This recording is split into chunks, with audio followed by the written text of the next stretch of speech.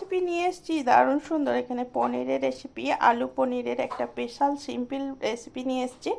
তবে হ্যাঁ, রান্নাটা একদম কম তেলের মধ্যে করব। তো 2 চামচ আমি এখানে পনির ভাজবার জন্য তেল দিয়ে দিয়েছি। তো বন্ধুরা, আমি এখানে পিওর সর্ষে তেল নিয়ে নিয়েছি। তোমরা যেরকম তেলের পছন্দ সেরকম তেলে করে নিতে পারো। তবে আমার মনে হয় পিওর সর্ষে তেলে রান্নাটাই খেতেও ভালো হয়, স্বাস্থ্যের জন্যও কিন্তু অনেক বেশি ভালো হয়।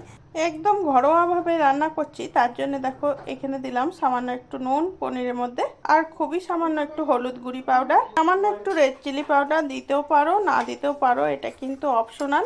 এবারে পনিরের পিসগুলো আমি চামচের সাহায্যে মাখিয়ে নিচ্ছি একটু। তো ভালো করে মেরিনেট করে নিতে হবে। পনিরের গায়ে নুন মশলা একটু বেশ ভালো করে মাখিয়ে নিলে খেতে কিন্তু খুব সুন্দর লাগে। তো এইভাবে একটু মাখিয়ে নিলাম। তো খুব ভালোভাবে মেখে নেওয়া হলো। পনিরটাও কিন্তু ঘরেই বানিয়েছি, এর আগে আমি পনিরের রেসিপিও দিয়েছিলাম, সেখান থেকে তোমরা দেখে নিতে পারো। একে একে সমস্ত পনিরের পিসগুলো আমি দিয়ে দিচ্ছি। হালকা ফ্রাই করে নিলে খেতে কিন্তু খুব সুন্দর লাগে, তার জন্য হালকা ফ্রাই করে নিচ্ছি। পিসগুলো এখানে হালকা ফ্রাই হয়ে গিয়েছে। এবারে একে একে তেল ঝরিয়ে নিলাম।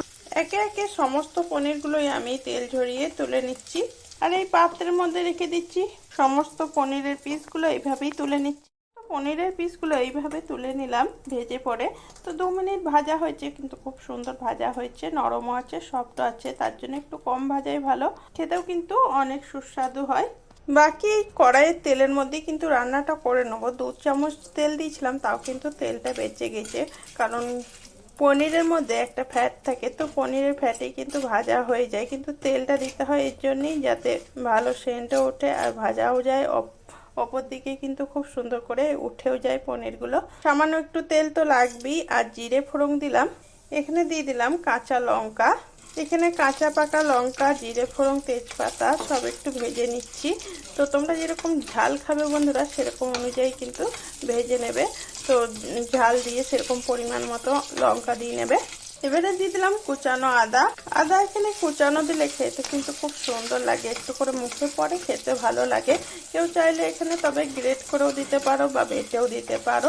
এখানে একদম নিরামিষভাবে তৈরি হচ্ছে রেসিপিটা, আর দেখো খুব সুন্দর খেতেও লাগবে। একটু ধৈর্য ধরে দেখে নাও, কিন্তু বাড়িতে খুব সিম্পলভাবে বানিয়ে নিতে পারবে অল্প জোগাড়ের মধ্যেই। খুবই হেলদি একটা রেসিপি। এরপরে তো গরমের দিন আসছে, অল্প কিছু তেল মশলার মধ্যে কিন্তু রান্না করতে হবে, সেটাও কিন্তু টেস্টি হতে হবে। আর এখানে দেখো খুব সুন্দর করে আলুটা দিয়ে ভেজে নেবো। আলুটা এই তেলের মধ্যেই হালকা করে ভেজে নিচ্ছি। আলু হালকা ভেজে নিয়ে এখানে নুন দিয়ে দিলাম পরিমাণ মতো, হলুদ গুঁড়ি পাউডার দিয়ে দিলাম, কাশ্মীরি রেড চিলি খুব সামান্য, এখানে জিরে গুঁড়িও দিয়ে দিলাম খুব সামান্য। তো বন্ধুরা, ভীষণ টেস্টি হয়, অবশ্যই করবে এরকম ভাবে, খেতে কিন্তু খুব সুন্দর লাগবে।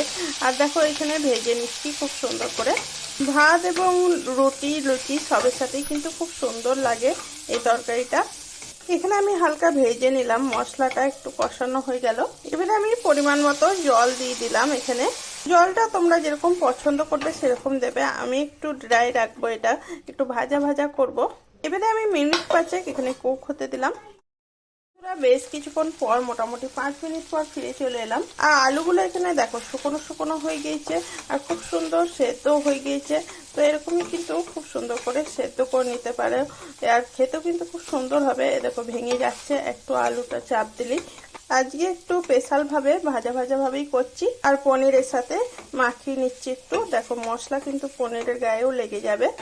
মশলা এখানে দিচ্ছি, খেতেও কিন্তু অনেক বেশি সুস্বাদু হয়। ব্যাস, এখানে তরকারিটা রেডি হয়ে গেল। খুব সুন্দর ভোনা ভোনা দেখো পনির আলুর একটা রেসিপি তৈরি হয়ে গেল। এটা রুটি এবং পরোটা সবের সাথেই দুর্দান্ত লাগে, এবং ভাতের সাথেও কিন্তু অসাধারণ লাগে।